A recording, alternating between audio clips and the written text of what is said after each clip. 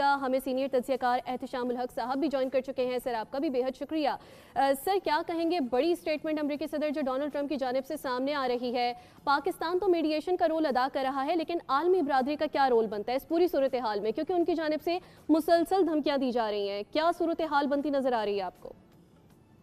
دیکھیں یہ انویشا سوال تو اس وقت یہ ہے کہ پاکستان جس طرح ساری دنیا اس بات کو ریکگنائز کر رہی ہے, لوگ اس کو ایکسیپٹ کر رہے ہیں کہ پاکستان کا ایک بڑا سفارتی رول بن گیا ہے اور پاکستان اس جنگ کو بند کروانے کے لیے کوشاں ہے. اور آج کی رات بہت ہی امپورٹنٹ ہے اور جس طریقے سے عاصم منیر صاحب ہمارے فیلڈ مارشل جو ہیں لگاتار کانٹیکٹ میں ہیں, مشتاق اپنا کیا کہتے ہیں عباس عراقچی کے ساتھ بھی, ان کے اسپیکر کے ساتھ بھی, اسمبلی کے باقر صاحب کے ساتھ بھی, اور جے ڈی وینس کے ساتھ بھی, اور لوگوں کے ساتھ بھی, اس طرح ہمارے فارن منسٹر اسحاق ڈار صاحب سب لوگوں سے رابطے میں. آج انہوں نے مصر کے فارن منسٹر سے بھی بات کی ہے.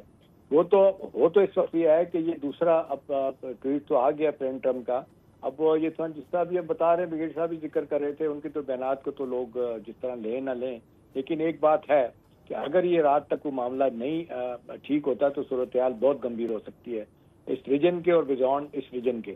لیکن زیادہ اس سارے معاملے کو میں سمجھتا ہوں کہ خراب کر دیا جو آج ایران نے, آپ نے دیکھا کہ جس طریقے سے پیٹرو کیمیکل ایک جگہ پہ سعودی عرب پہ حملہ کیا.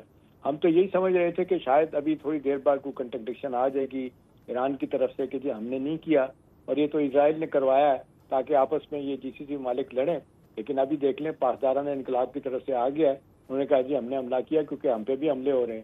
تو بات یہی ہے کہ انہیں تو یہ اس ڈیلیکیٹ ایشو کا اندازہ نہیں ہے کہ پاکستان یہ شیل واک جو کر رہا ہے کس طریقے سے چاہتا ہے کہ جی باوجود اس بات کے کہ ان کا پاکستان کا ایک بڑا مضبوط دفاعی معاہدہ ہے سعودی عرب کے ساتھ اور اصولی طور پہ جنگ میں ہمیں ان کے ساتھ کھڑا ہونا چاہیے, لیکن پاکستان یہ ان کو بتا رہا ہے کہ جی ہمارا یہ ویسٹ ایشیا میں نیکسٹ ڈور نیبر ہے ایران, اس کے ساتھ اگر خدا نہ خواستہ معاملات خراب ہوتے ہیں تو اور صورتحال خراب ہوگی. ہم پہلے ہی ایسٹرن بارڈر ہمارا گرم ہے ہندوستان کے ساتھ, ویسٹرن بارڈر افغانستان کے ساتھ بھی اچھے تعلقات نہیں, ایران کے ساتھ اگر معاملات بگڑتے ہیں تو وہ بھی ہمارے لیے بھی ریجن بھی بیونڈ اس ریجن مشکلات ہوں گی. لیکن آپ نے دیکھا کہ جس طریقے سے یہ پاکستان انقلاب کا یہ کہنا کہ ہم نے حملہ کیا, تو میرا خیال ہے یہ پاکستان کی جو کوششیں ہیں مجھے معذرت کے ساتھ کرنا پڑ رہا ہے کہ اس قتل نہ ہو جائیں.